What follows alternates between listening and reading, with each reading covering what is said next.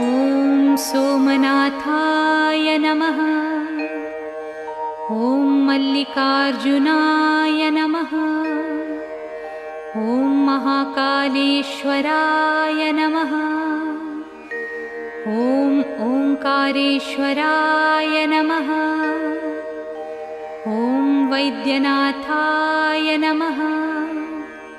ॐ भीमशंकराय नमः। ॐ रामेश्वराय नमः। ॐ नागेश्वराय नमः। ॐ विश्वेश्वराय नमः। ॐ त्र्यंबकेश्वराय नमः। ॐ केदारेश्वराय नमः। ॐ भुस्मेश्वराय नमः।